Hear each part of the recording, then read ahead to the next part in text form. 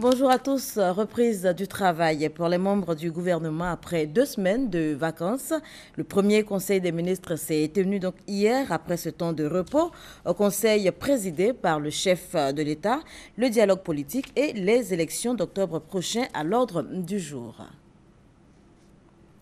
Audience foraine 2015, plus de 2 millions de pétitionnaires enregistrés à la faveur de l'opération. C'est le bilan dressé par le directeur général adjoint de l'administration du territoire. On en parle avec Michel Digré.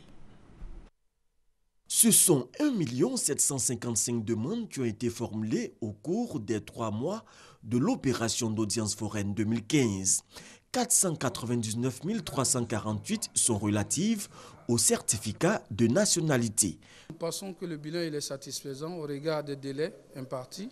Nous avons eu seulement que 3 mois et pour 1 million de personnes, alors que si nous comparons aux audiences qui ont eu lieu en 2007 et 2008, qui ont duré 6 mois, 9 mois, avec un résultat de 600 000, je pense que le bilan est largement satisfaisant. Pour le directeur général adjoint de l'administration du territoire, l'initiative prise par le gouvernement est à saluer. Le titre d'identité est une obligation au regard de la loi. Et un gouvernement digne de ce nom doit mettre en place des mécanismes pour faciliter l'obtention de ces pièces administratives. Et c'est ce que le gouvernement a fait. Et je pense que c'est une question de gouvernance. Toutefois, certains pétitionnaires traînent le pas quant au retrait de la carte nationale d'identité après le traitement de leur dossier. Actuellement, au niveau de l'Office national d'identification, on a près de 160 000 cartes nationales d'identité disponibles, mais qui ne sont pas encore retirées. Tous les requérants sont donc invités à se rendre dans les centres d'enrôlement pour l'établissement ou le retrait de leur carte nationale d'identité. 2 ambulances médicalisées pour les populations d'Anépé et Assikwa, c'est dans la sous-préfecture d'Adzopé. Un don de la première dame Dominique Ouattara, de quoi faciliter en tout cas l'accès aux soins de ces populations. Et les véhicules ont été remis au préfet de région par le ministre des Infrastructures économiques, Patrick Hachi. 2 ambulances équipées d'une bouteille d'oxygène et d'une civière pour les populations d'Anépé et Assikwa dans le département d'Adzopé. Ces dons de la première dame à Dominique Ouattara vont permettre d'évacuer les malades, blessés graves et femmes en couche vers les centres de santé les plus équipés. Pour le ministre Patrick Hachi, représentant la première dame, le taux de mortalité connaîtra une baisse dans la région avec ces 2 ambulances. Lorsque les femmes sont en couche, si ça ne va pas ici au centre de santé et qu'il faut les évacuer, c'est trop de problèmes. Certains, on les met sur des motos, d'autres, on les met sur le dos et quelquefois, on n'a pas le temps de les transporter et certains malades meurent. Au moment où je donne cette ambulance-là, c'est à elle que je pense. Le préfet de région de la Mé a traduit la reconnaissance des populations à la première dame et au président de la République. Ces dons sont la matérialisation d'une promesse de la première dame Dominique Ouattara, promesse faite lors de la visite d'État du président de la République Alassane Ouattara dans la région de la Mé en mai dernier. Voilà une action donc de la première dame en faveur des populations d'Adzopé. C'était un reportage signé Roger Appé et Hugues Hervé Blé. Et on reste avec Hugues Hervé Blé, cette fois avec Abdoulaye Koné pour évoquer donc cette formation des journalistes à la prévention de la grippe aviaire, formation initiée par le ministère des Ressources animales et halieutiques. 24 heures seulement après l'appui financier d'environ 300 millions de francs CFA apporté par la FAO dans la lutte contre la grippe aviaire qui sévit dans le pays, le ministère des Ressources animales et halieutiques passe à l'offensive. Il a initié un atelier de formation à l'endroit de la presse afin de lui inculquer ce qu'il faut faire en cas de suspicion et des mesures mises en œuvre par le gouvernement. Ces mesures ont consisté à identifier les foyers, à abattre toutes les volailles qui se trouvent dans ces foyers et à abattre toutes les volailles aussi qui se trouvent dans le périmètre de protection. Selon les experts de la santé animale, le virus se transmet par contact direct avec les sécrétions et les déjections d'animaux infectés. Aux mesures connues et arrêtées pour lutter contre le virus en Côte d'Ivoire, le ministère prévoit d'ajouter bien d'autres. Nous avons le contrôle des mouvements de volailles qui fait partie de la stratégie que nous allons déployer à partir de cet atelier, parce qu'il faut sensibiliser tout le monde avant de mettre en place certaines mesures. Nous avons aussi la désinfection massive des marchés, la désinfection massive que nous allons lancer très bientôt aussi pour un certain nombre de fermes qui se retrouvent dans les rayons délimités quand nous avons un site infecté. Pour les journalistes au cœur de cet atelier de formation, il est nécessaire de conjuguer les efforts pour prévenir la peste aviaire. C'est avec les bruits qui courent de part et d'autre, la mauvaise information qui est distillée parfois, la population a parfois tendance à créer beaucoup de confusion. Donc, hommes de médias, si nous sommes armés, nous sommes sensibilisés, nous sommes formés, je pense que ça éviterait beaucoup de choses. L'État de Côte d'Ivoire appelle tous les éleveurs à déclarer les cas de contamination. Tout contrevenant à la loi s'expose à une peine d'emprisonnement allant de 1 à 6 mois assortie d'une amende variant de 5 000 à 500 000 francs CFA. Le CPC, Centre de promotion des investissements en Côte d'Ivoire, a achevé le mercredi la 4e étape de sa caravane baptisée Entreprendre en Côte d'Ivoire. Il s'agit pour le CPC de promouvoir l'entrepreneuriat local. Lansine Bakayoko, Adama Kone. Nécessaires au développement économique, les entreprises nouvelles ne sont pas assez nombreuses aujourd'hui pour peser considérablement dans la vie sociale en Côte d'Ivoire. Il faut donc susciter des vocations pour avoir de nouveaux entrepreneurs, ce pour disposer d'un vivier de nouvelles pousses dans la création d'entreprises. C'est pour cette raison que le Centre de promotion des investissements en Côte d'Ivoire, CPC, est venu rencontrer les populations des Grands Ponts, en l'occurrence celles de Grand Laou, Dabou et Jacquesville. Nous voyons qu'il y a beaucoup d'informations qu'ils ne savent pas. Et il y a une nécessité, nous pensons, de former, il y a une nécessité de vulgariser, il y a une nécessité d'amener les gens à prendre conscience du rôle qu'ils doivent jouer dans cette quête à l'émergence dans laquelle le gouvernement s'est engagé. Cette caravane dénommée Entreprendre en Côte d'Ivoire, 4e étape à travers tout le pays, a mis en lumière les opportunités offertes par la région, réputée favorable au tourisme, à l'industrie et aux activités de pêche. Au regard des avantages du nouveau code des investissements mis en place en 2012, le jeu en vaut la chandelle. Avec ces données au jour d'aujourd'hui, on a plus de difficultés pour créer une entreprise. J'insiste là-dessus pour que la jeunesse s'intéresse plutôt qu'à l'entrepreneuriat qui vous fait déjà un chef d'entreprise, qui vous fait déjà un créateur d'emplois et non pas chercheur d'emploi.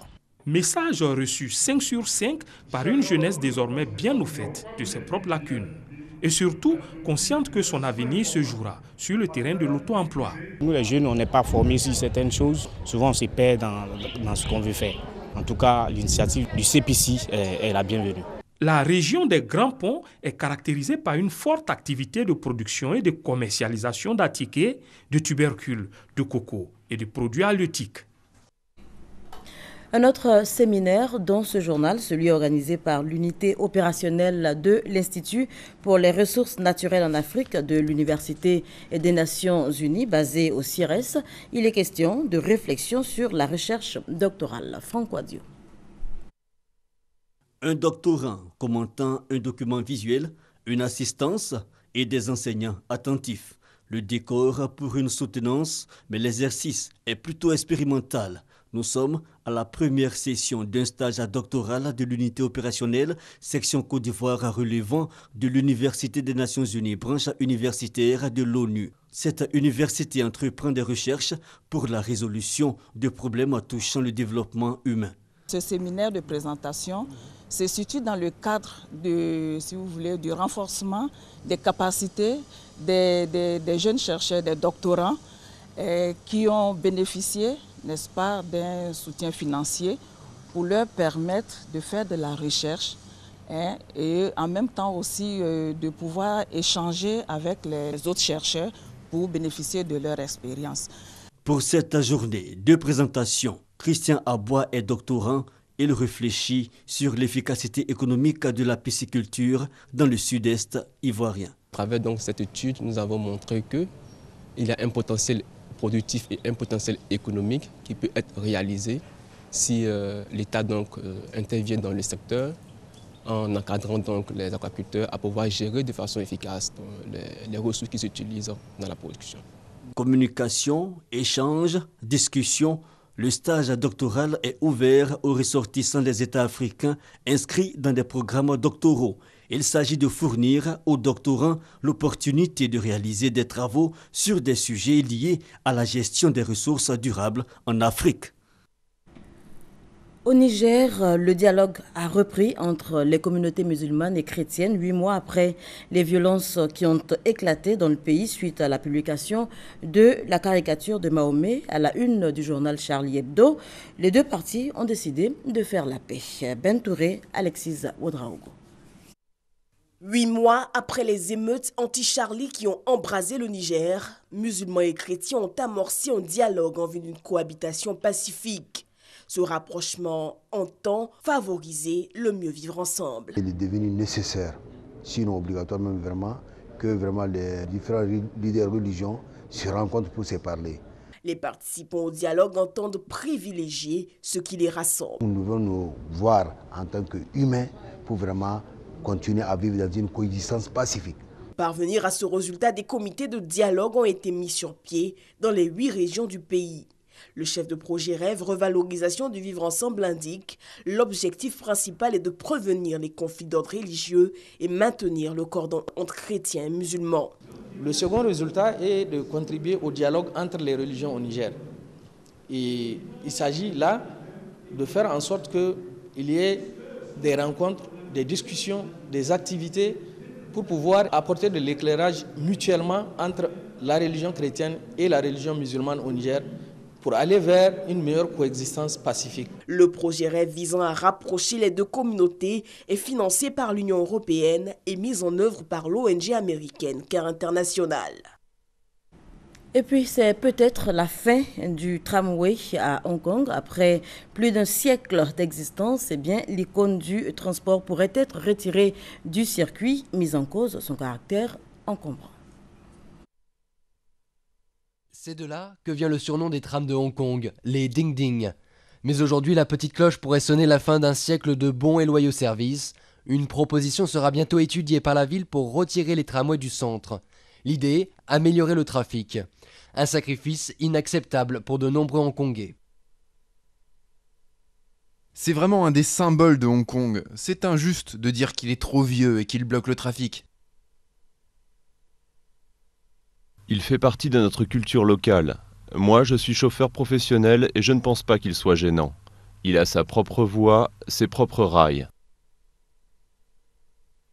Depuis 1904, son look n'a pratiquement pas changé, son trajet non plus.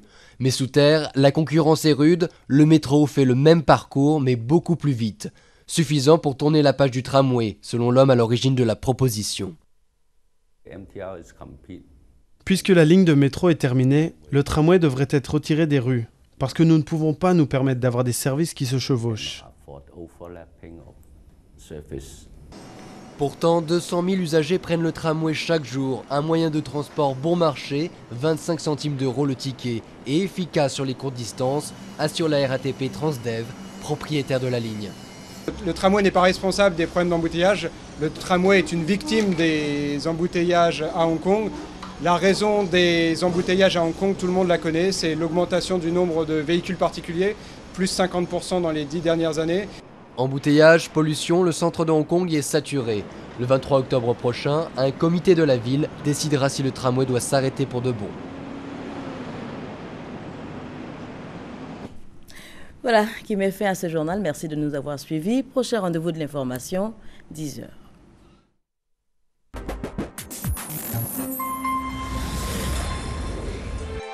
RTI 1, la